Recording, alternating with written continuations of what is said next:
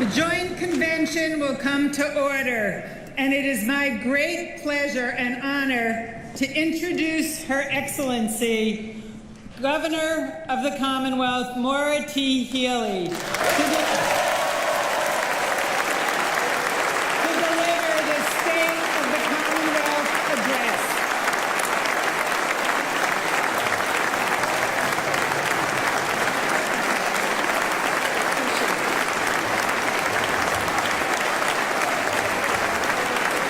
Good evening, Massachusetts.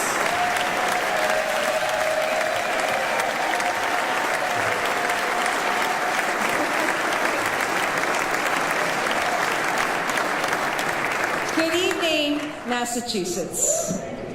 Speaker Mariano, Senate President Spilka, Leader Jones, Leader Tarr, members of the legislature, Secretary Galvin, Attorney General Campbell, Treasurer Goldberg, Auditor DeZoglio, members of the Judiciary and Governor's Council, members of Congress, particular Leader Clark, Inspector General, mayors and local officials, former electeds, good evening, Governor, business and labor leaders, clergy and guests, to everyone in this great chamber and everyone at home, thank you for giving me the privilege of serving as your governor.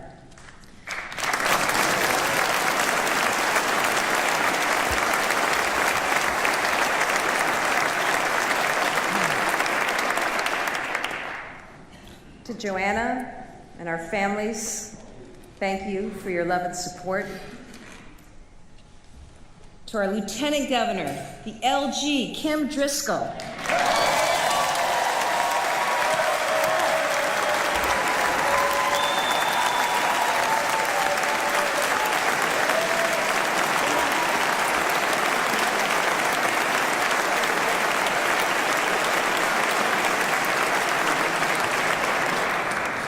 Kim, that ovation says it all. There's nobody who does a better job of keeping us fired up, of always focusing us on the needs of residents in our communities. You give 110% all the time. The state couldn't have a better leader, and I thank you.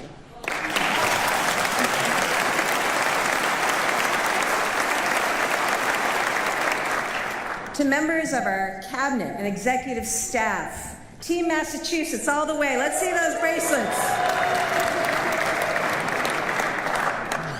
To our state employees, thank you for the work that you do to keep Massachusetts strong.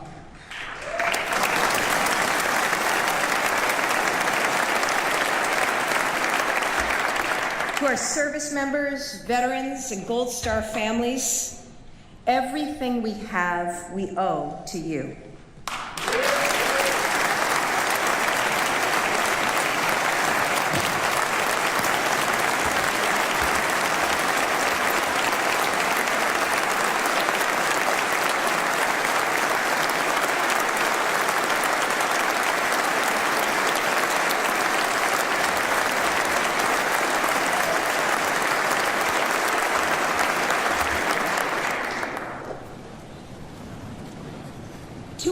Years ago this April, on a common in Lexington and a bridge in Concord, the farmers, tradesmen, and shopkeepers of the Massachusetts militia took a stand. They risked everything for the right to self-government, and they started a revolution that gave us our country. This is our legacy, Massachusetts.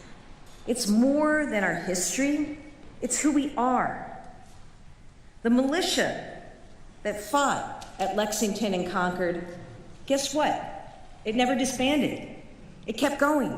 It became part of the United States Army and defended freedom at every moment in our history. Today, it's known as the 181st Infantry Regiment, the 181, and its home is in the Massachusetts National Guard. Now, for most of the last year, the 181 was deployed to Iraq, defending peace in one of the most dangerous regions of the world. A few weeks ago, Joanna and I went out to Hanscom Air Force Base to thank those soldiers who were returning home. They stepped off the plane, no coats, just camo in their boots, straight into a welcoming, freezing wind and driving snow. But they were undaunted. They kept smiling because they were home and soon they would see their families. 9 soldiers in the 181st received combat badges during this deployment. Some of them are with us this evening. Let's give them a big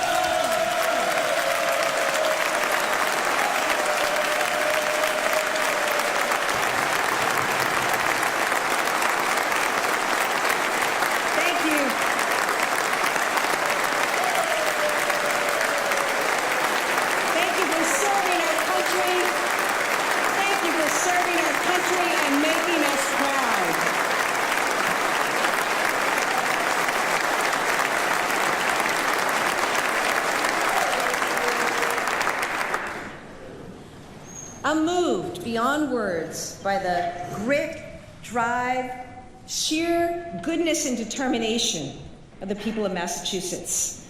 I see it in the firefighters who spent weeks battling wildfires last fall. When we see, as Father John said, what the firefighters are doing in Southern California right now, and what our own firefighters, and also first responders, and also police officers do every single day, we are so grateful. Tonight, I want to welcome home, yes. And tonight, we're honored to have with us International Firefighters President and Boston's own Ed Kelly.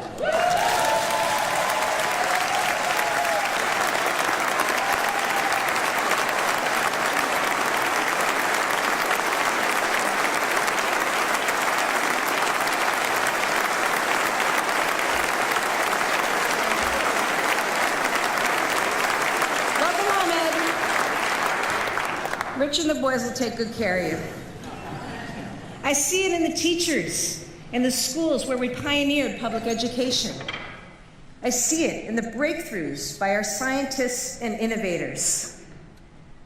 Did you know that last year, in 2024, a third of all of the Nobel Prizes, a third went to people in Massachusetts. Now, this is not unusual, it turns out.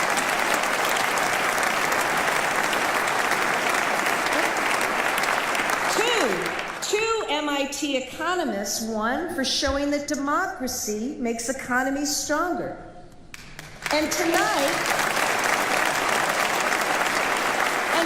with us are Victor Ambrose of UMass Chan Medical School and Gary Rivkin of Mass General Hospital and Harvard. They won the Nobel Prize for Medicine, and they and you will be glad that our economic development bill that we passed and reinvested in life sciences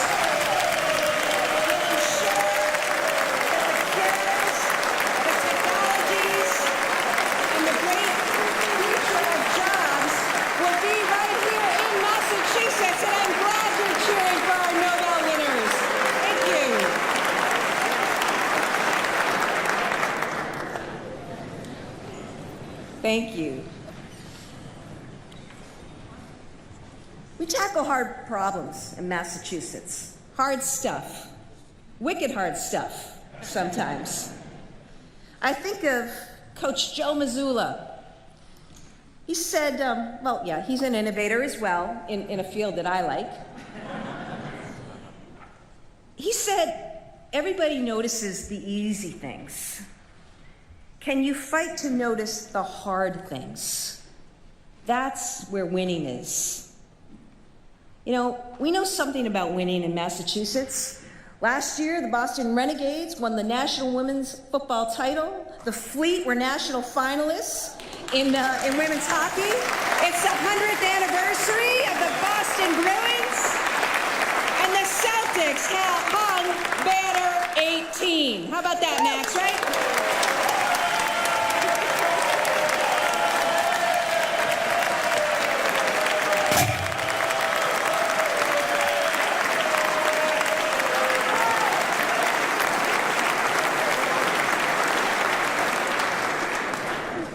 Love you, Max. And you know what was really special? Though they did not happen in Massachusetts, they happened in Paris. Those Olympic and Paralympic Games, we had over 40 athletes from Massachusetts representing our great state. With us tonight are rowing medalist Clark Dean and also Famida Ayembeku. Famida, let me tell you something.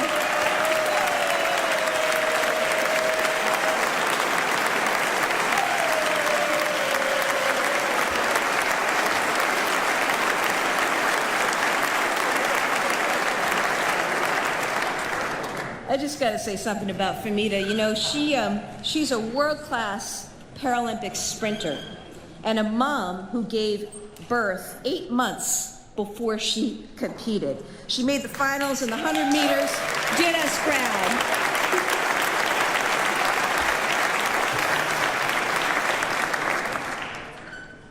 2 years ago, we promised to lead in a way worthy of this state's proud history and its incredible people, to protect and strengthen the things we love, and to take on the things that make life too hard for too many, like high costs that hold people back, aging infrastructure that slows us down. These problems, we know, have been building up for years, decades. Maybe there were other priorities, maybe the politics were hard. But we refused to accept things the way they were. We refused to kick the can down the road any longer. Why? Because if those soldiers can spend a year away from their families, if our firefighters can toil for days in the woods burning, if entrepreneurs can pour their heart and soul into business, then government can do our job and deliver the results that you pay for and that you deserve. And that's what we've done. Working with everyone in this chamber, and I mean it, as I look across this room tonight, I think about the work that we were able to do together, working with others across this great state. And in that work together, I'm proud to have been a part of working to complete one of the most productive legislative sessions in Massachusetts history. Tax cuts, housing, economic development, health care, climate, veterans, to name a few. Mr. Speaker, Senate President, it's not lost on me that this could not have happened without your leadership. Thank you for staying with it. Thank you for getting so much done.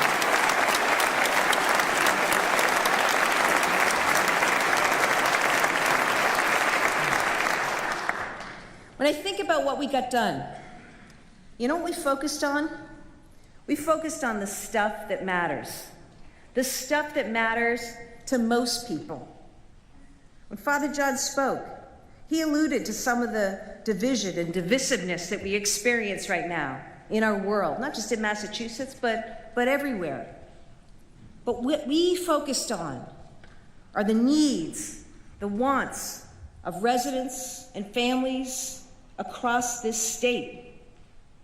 I think we focused on the right things. People want life to be more affordable. So we delivered the first tax cut in over 20 years. We gave seniors an extra $1,000 back. We're giving families an extra $400 back for every child. And we now have the most generous tax credit in the entire country, which goes along with free breakfast and lunch in school and no-cost community college.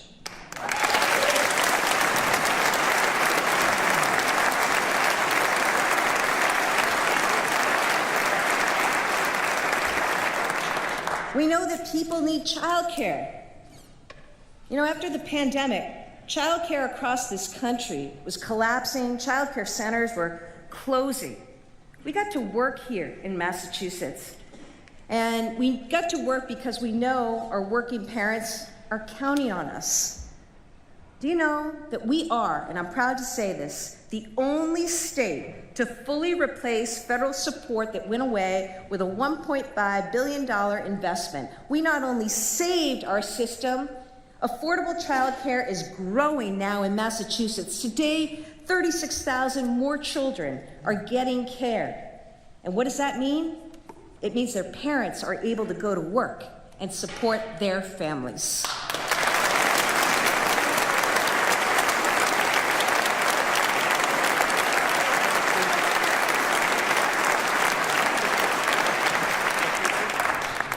People also want to be able to afford a home.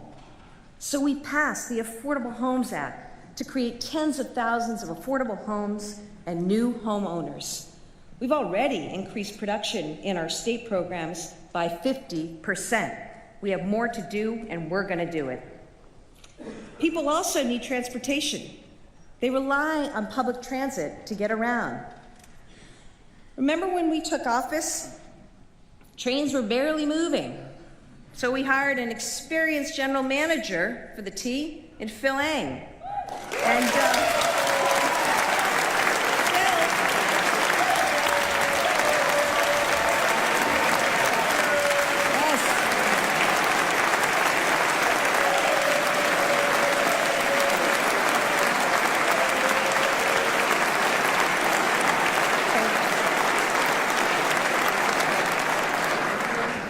yes, in Phil we trust. And why? Because with Phil and the added workforce, Phil set a goal with his team of fixing tracks by the end of 2024. A bold promise, given the T's history. And I don't know the last time a governor talked about the T so early in a state of the state. But for the first time in over 20 years, the T is full speed with no more slow zones, giving you time back in your life. Phil set a goal, he set a deadline, he and the team beat it. Thank you so much and congratulations.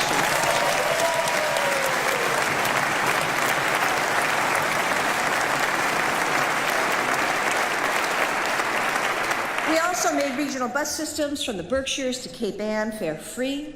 And for the first time in 70 years, this spring, South Coast Rail commuter service is going to be running to Taunton, to Fall River, to New Bedford.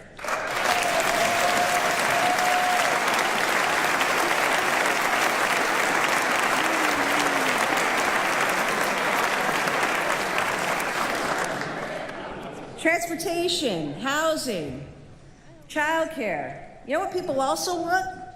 They want safe and modern infrastructure. I promised to you that we would go after and chase every single federal dollar out there. And in 2 years, we brought home more than $9 billion to Massachusetts. Money for roads and bridges, high-speed internet and broadband, solar power, and so much more. I want to thank our federal delegation for all their work in bringing this home.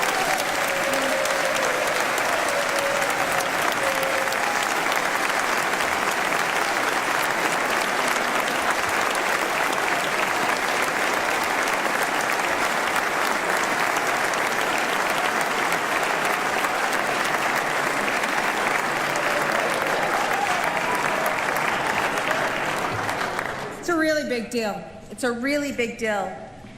You think about it, in transportation dollars alone, we went from 34th place in the country to 7th place. We were ahead of larger states like Florida, Ohio, and North Carolina. We won funding to take the next steps forward on West-East Rail. We got the biggest bridge grant ever given to a state for the Cape Cod bridges.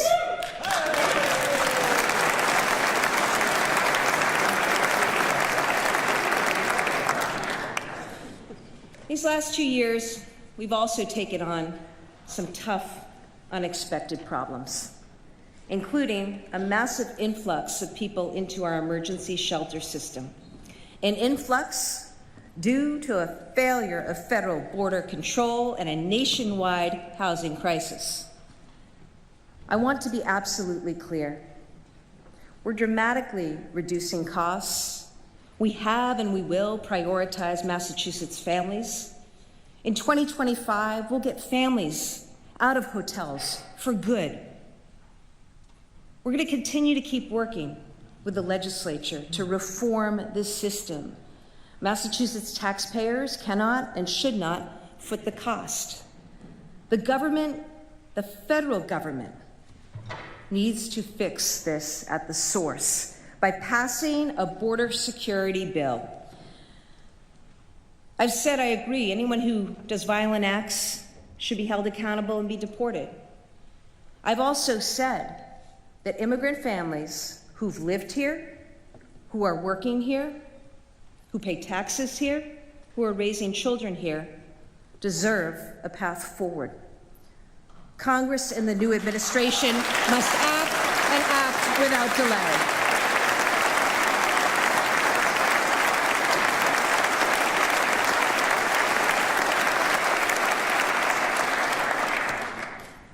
And whatever else is happening, we'll always put our veterans first. We passed the HERO Act. It's the biggest veterans legislation in state history. Thank you.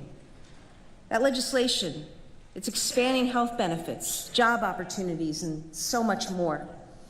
We're ending veteran homelessness once and for all, because no one who served our country should ever be left behind in their time of need. And we built.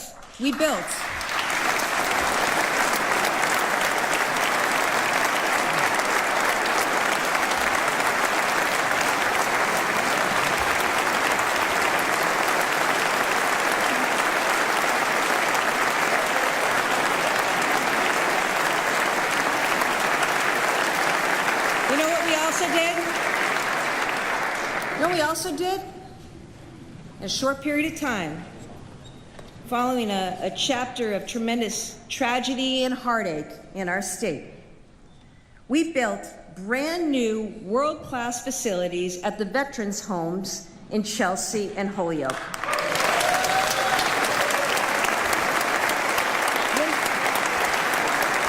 When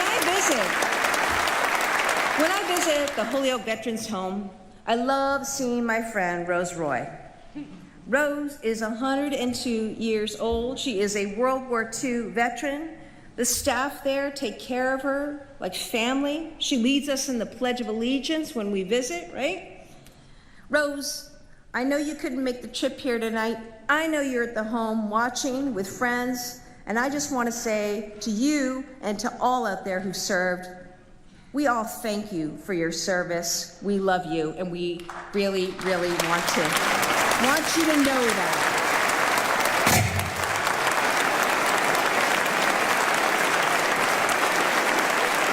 You can all wave to Rose.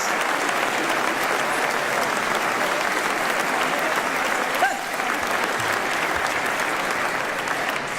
I'm proud that Massachusetts, not only the birthplace of the National Guard, the birthplace of the United States Navy, we're a state that's also always supported our military. And that's why we're so proud to win a fleet of brand new F-35 fighter jets for our air base at Barnes in Westfield.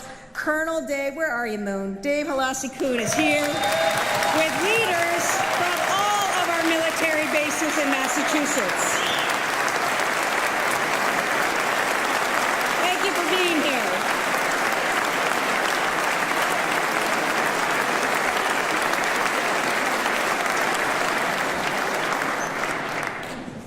People want their government to work for them. Let me give you an example. A little while back, I found out that there was a law threatening to take away licenses from hundreds of commercial truck drivers. That wasn't right. We fixed it. And now they're keeping their licenses and their jobs. International Teamsters President Sean O'Brien's in the house tonight. He knows what a good trucking job means to middle-class families, and so do we.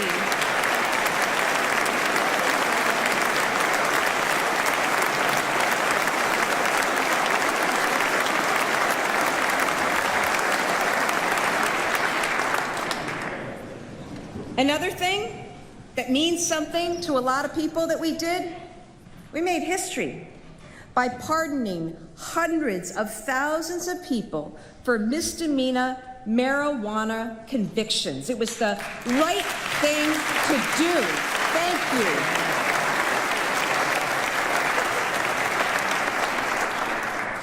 In Massachusetts, our greatest resource is our people. When we took office, too many were leaving for other states. Guess what? Now that trend is changing. Each year that we've been in office, fewer people have left. Last year, we had the biggest population increase since 1964. That's a 60-year high. I know. When we deliver results and people are free to chase their dreams, there's no limit to how strong we can be. It's why we're ranked #1 in education, #1 in innovation, #1 in healthcare. We were named the best state for women, best state to have a baby, best state to raise a family. We're ranked the most environmentally friendly state and the safest state as well. Our economy has continued to grow and add good jobs. Unemployment is low. Median household income is the highest in the nation. We have an excellent bond rating, and our rainy day fund is at record levels. And I can say tonight, with both pride and confidence, that the state of our Commonwealth is strong.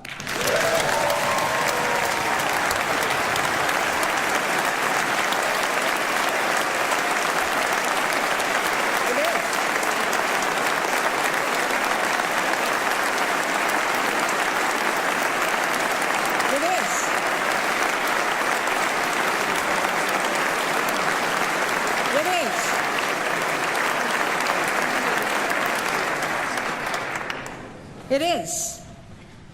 But I also know we got a whole year ahead.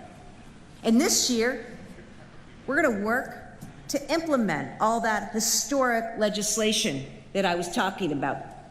We're going to stay focused on the things that matter to you.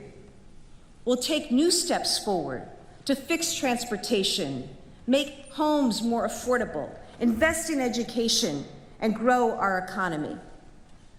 State revenues are growing, but we also know, no matter what you're buying, the costs have gone up.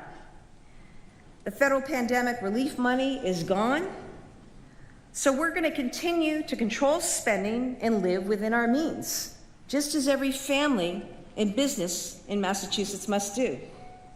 The budget I submit next week will prioritize efficiency, action, and impact. We need every dollar. You need every dollar to make a difference. We're going to do that because I want to make sure that things move and really go in our state. Let's start with transportation, because I think we have an opportunity to do something really special this year.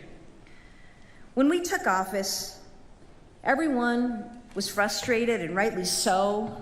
Bridges were in rough shape, forcing long drives because of detours.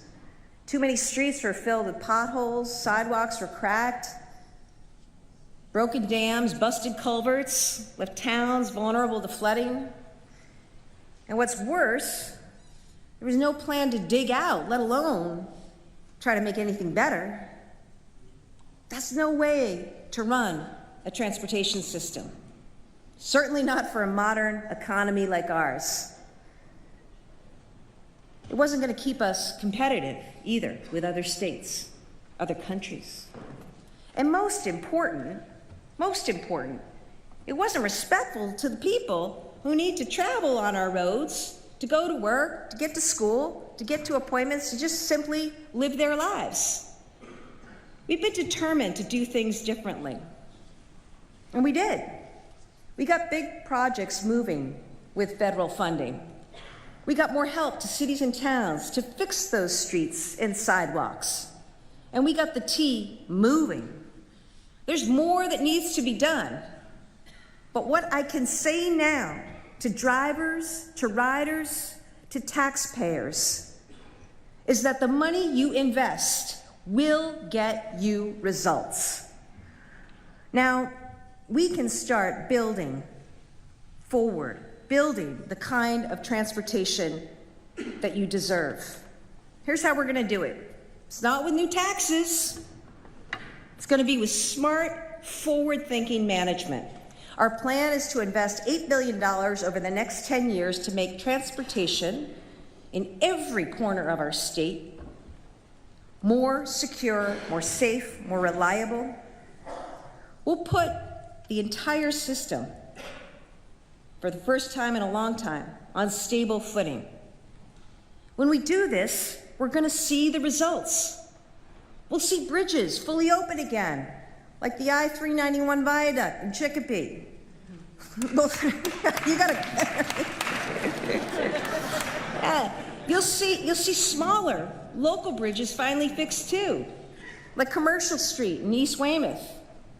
You'll see more funding in your town's budget to fix roads and sidewalks. And finally, as your mayors, we're going to help you. Finally, we're going to close the T's budget gap so Phil and his team can keep cooking. You're going to see major improvements when it comes to upgrades at stations like Ruggles and Roxbury, and at new platforms across our commuter rail system, from Beverly Depot to West Medford to Franklin and beyond. Look, the bottom line is you're going to wait less, you're going to move faster, and we'll be a state where everybody gets where they need to go safely, affordably, sustainably, and on time.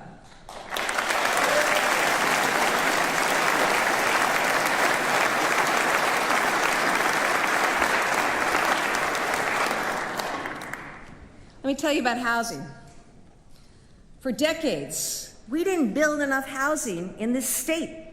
We're paying the price for it right now. There's not enough housing, it's too expensive, but we're changing that. This year, with the Affordable Homes Act, we're going to get shovels in the ground and people in homes, and we're going to do it by working together. A $5 billion act we passed, thank you so much, I was able to sign. Now we're going to implement. Now we're going to lean in and implement. So far already, more than 116 towns have said yes to more homes near transit through the MBTA Communities Act. That means thousands of new homes are already in the pipeline. So let's keep the momentum going. Look, if we want our kids to stay here, if we want families to put down roots here, if we want seniors and grandparents to be able to downsize and stay here, if we want companies to grow, expand, to stay here, we're going to need to build more homes. So we're going to build them.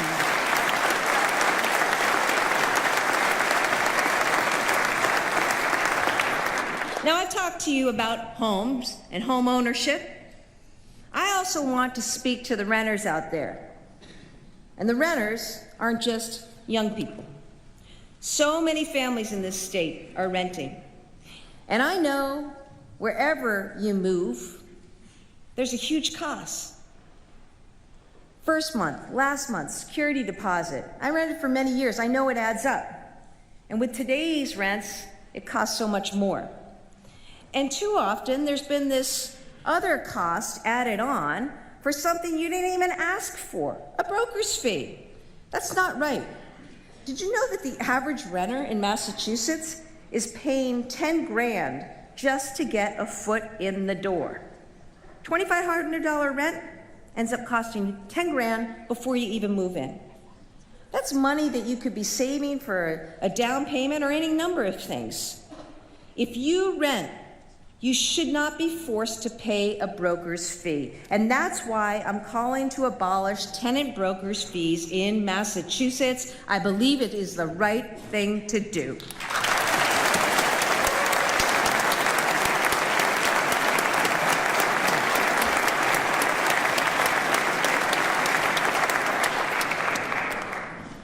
We have the best schools in the country. It's a core value and also one of our competitive advantages. So I am committed, and I believe we all must be committed to excellence for every student. We're number one in education, and we are going to stay that way. Now, the voters decided in November that the MCAS graduation requirement isn't the way forward. I respect that decision. But it creates for all of us an opportunity and a responsibility to make sure that every student graduates set up for success. We need a high statewide standard. Students, families, and employers need to know what a diploma represents. And without that baseline, you know what happens. It's always going to be the most vulnerable students who don't get what they need. For that reason, I'm directing a statewide graduation requirement council that will include teachers, colleges, employers, and students to develop recommendations for a permanent high standard. We're going to evolve to a new Massachusetts model for high school excellence that best serves our children.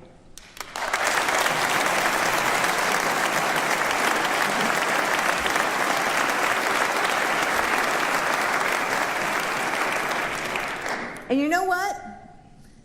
I don't know any of you with kids at home, but high school is not what it used to be, nor should it be. So we're going to match those high standards with great opportunities. Great opportunities like early college and job training programs that give students a leg up on their next step. Let me introduce a young man, Harris. Where are you, Harris? There's Harris. Let me tell you, well, don't clap for him until I tell you what he's done. I'm kidding. Harris comes to us as a graduate of Burlington High School. Now, when he was there, he didn't just take traditional courses. He was also taking computer science through a career pathway. It's one of the programs that we've brought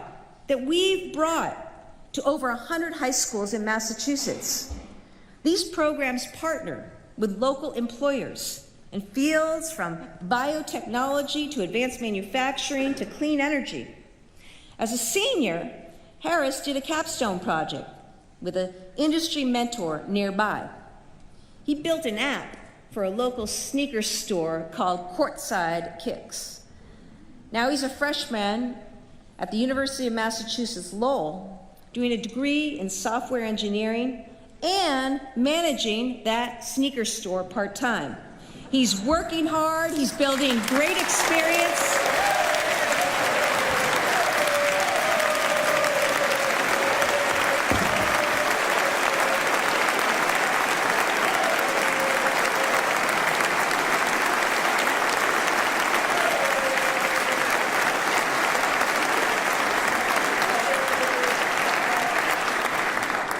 Somebody had to get more applause than Max. That's a real program, and I want parents out there to understand what's going on. Not only can your kids go to high school and take courses at a nearby community college and actually get credits towards an advanced degree, but we have programs like Career Innovation Pathways, where they can be on their way to learning skills and to working while gaining academic coursework achievement in our public high schools. We want that for all of our kids across the state. Now, I talk about kids like Harris who are thriving, and that's what we want for all of our young people. So let's also talk about the kids who aren't thriving. Students are struggling. There are pressures, there are challenges that we never had to deal with when we were growing up. And when our sons and daughters are in crisis, they need help right away. No one, especially a child, should sit for hours or days in an emergency room waiting for mental health care. That's why we opened up 31 community behavioral health centers across the state. And you know what? They're working. They're there providing 24-hour dedicated care. They've made a difference, helping more than 30,000 young people so far. We're going to keep supporting that work. But we also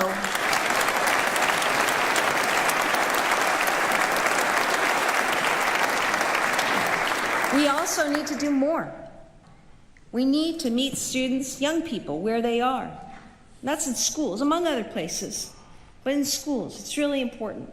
So I want to work to make sure that we're funding behavioral health support and growing that support in schools across the state. It's going to be a big deal for parents, it's going to be a big deal for caregivers, and most of all, we have the opportunity to change the trajectory in a positive way for a young person in our state. We owe that to our young people.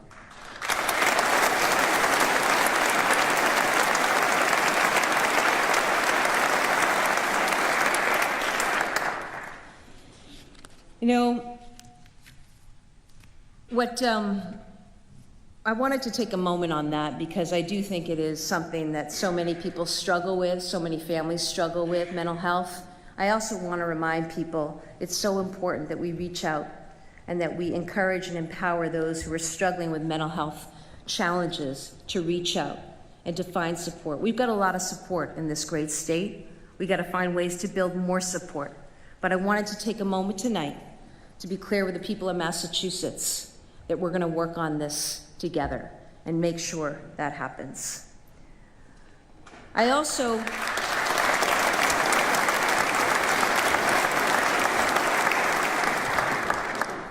we're talking about education and laws. I just want to talk about a special person, Representative Carol Doherty of Taunton. She's a longtime educator. And she can't sadly be with us tonight, and we wish her the very best. But I mentioned Carol because this year, I believe that she and Senator Oliveira will reintroduce legislation to make classes in American Sign Language eligible for course credit. ASL, we know, is used by millions of Americans, and interpreters are in short supply. So we're going to work to get this done. And Carol, I know you couldn't be here tonight, but I just wanted to say thank you. Massachusetts is America's healthcare leader. We're first in quality, first in coverage, and we're number one for having the healthiest population. I don't know that I contribute to that, but I'm working on it. Look, we're number one because we have the best and hardest working nurses and doctors and healthcare professionals, not just in the country, but in the world. And we lead because we don't accept the status quo.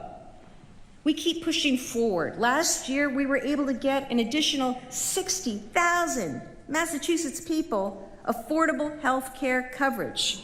Because of the steps we took, people in Massachusetts now have access to breast cancer screenings, midwives, doulas, birthing centers, recovery coaches, and so much more, because insurance is going to cover it.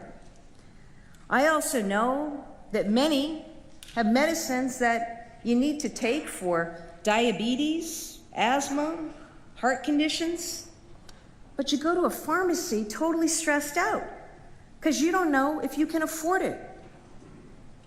We've taken steps to take that stress away from people, and last week I signed a law that says you're not going to pay more than $25 a month for that insulin, for that inhaler, or whatever it is you need.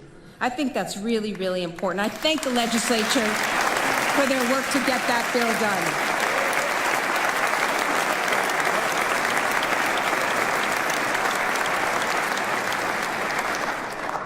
And speaking of healthcare, we got a terrible company, Steward, out of Massachusetts. And in the course of that, we saved 6 hospitals, protected 13,000 jobs, shored up the stability of the healthcare market. And I just want to say we did that because we worked as a team. We had unions and management working together. We had our great not-for-profit systems step in.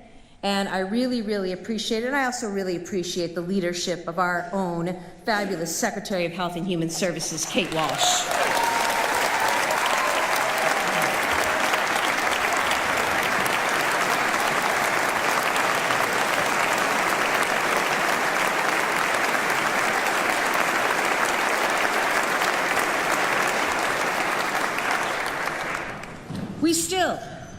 still have much work to do. Patients are paying more than ever for premiums and out-of-pocket costs.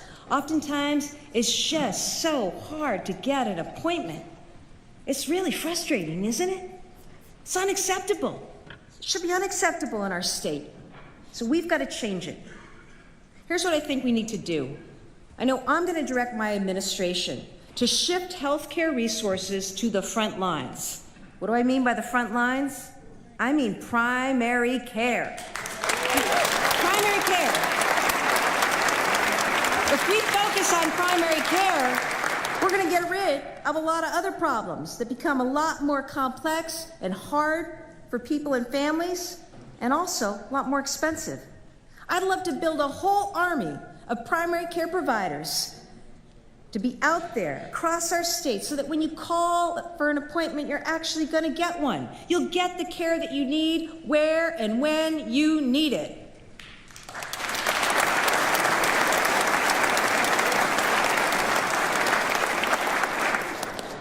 And finally, our leadership in this moment has never been more important, including our unshakable commitment to reproductive health care for all who need it, for all who provide it.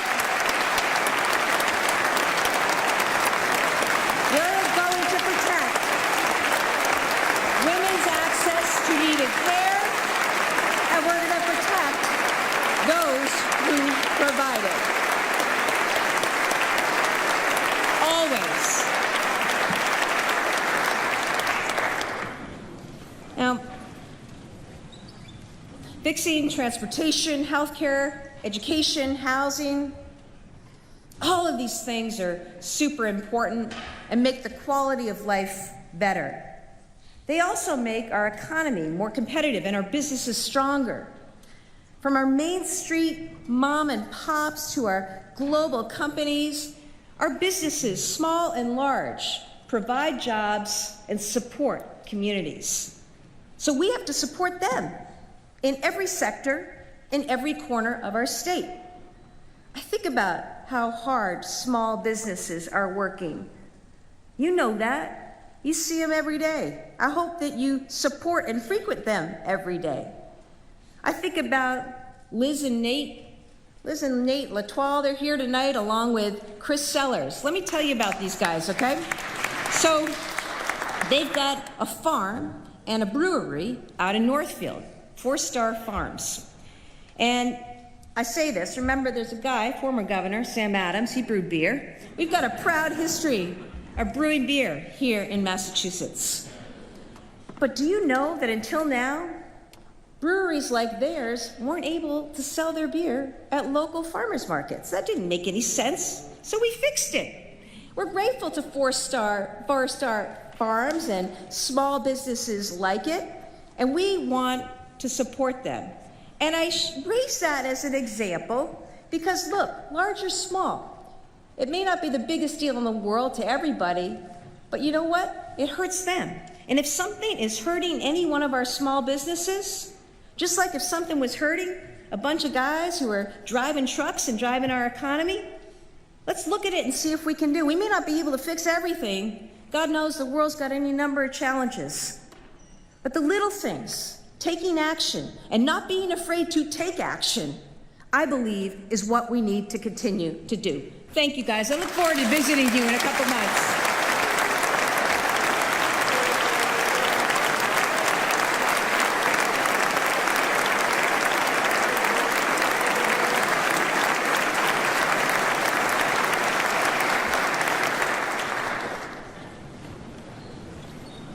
And I'll go one step further. I'm also directing our economic team to review all business and licensing regulations in these first 3 months with the goal of cutting tape. I want it cheaper and faster to do business in Massachusetts. I want people coming, okay? We can do that. When we back our businesses, they grow and they thrive. Just this year, look at our global life science companies. Our leaders are investing in headquarters, in labs, and manufacturing plants, not only in Greater Boston, but in Worcester and all across this state. Startups are growing here that are going to help us decarbonize and bring more energy to Massachusetts. Now, they're able to scale up statewide with support from our new climate tech initiative. We're also going to go big on artificial intelligence. I don't want anybody to be afraid. AI is where the internet was 30 years ago. It's going to change everything. And states will either help steer AI's impact or will struggle to keep pace. We're Massachusetts. We're Massachusetts, where we actually pioneered the science behind AI. So I want us to lead for Massachusetts businesses, for our residents, and for our workforce. See, AI is going to help us cure those diseases faster. AI is going to help us identify where we need to build up those dams and shore up our coastline to deal with the effects of climate change. AI is going to help us, and is helping our administration right now, speed and improve the delivery of services. This is what Massachusetts does. We do it better than anybody else. I want us to do it now. I want us to do it now so much. It's why I've funded $100 million towards an AI hub to back the scientists, the startups, the companies, the researchers at our universities whose breakthroughs will define our future. We're investing in the data center in Holyoke that will support cutting-edge research by our universities, our research institutions, and our businesses. We're putting Massachusetts on the AI map, and our students, our workers, and our businesses will lead. Just you wait.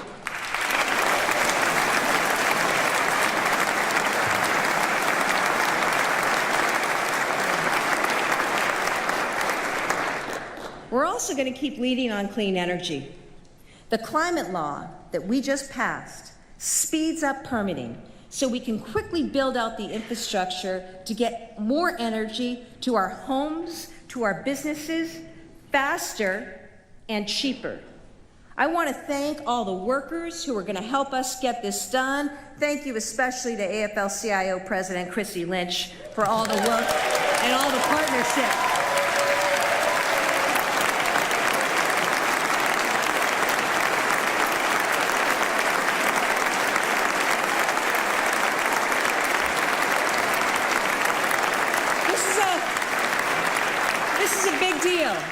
It means cheaper energy, cleaner energy, and energy independence.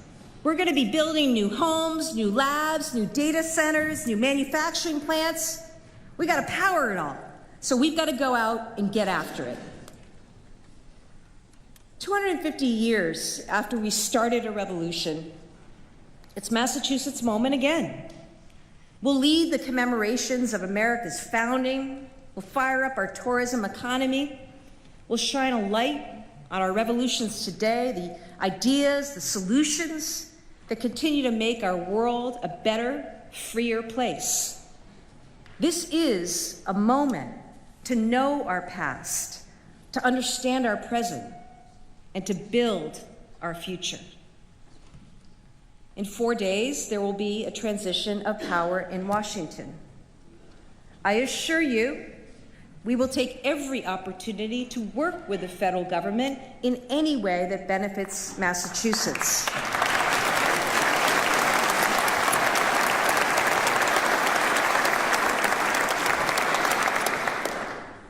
And I also promise you, we will not change who we are.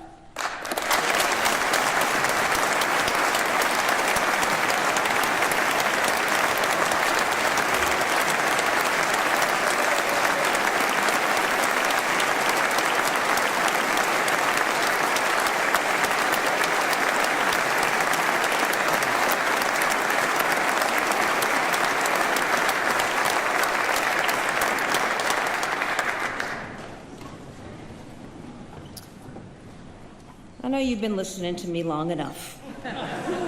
And maybe while you were, your eyes wandered and you took in some of what is in this incredible chamber, the history, the moments that not only changed the course of America, changed the course of the world. So much of it, it happened right in this space. And You know, I'm thinking about the fact that it was 64 years and about a week ago today, just days before his inauguration, President-elect John F. Kennedy spoke right here in this chamber.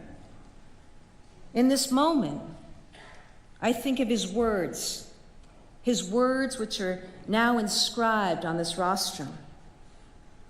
He talked about what service requires of all of us: courage, judgment, integrity, and dedication. Those are the values that must guide us in what must be a resolute focus on what people need and how we can work together to deliver for them. Because in this moment, our actions matter more than our words. Taking on the hard challenges matters. The choices and the investments we make matter. The world we build for the next generation matters. So in a time that's too often defined by our differences, let's keep our eyes on the things we share in common.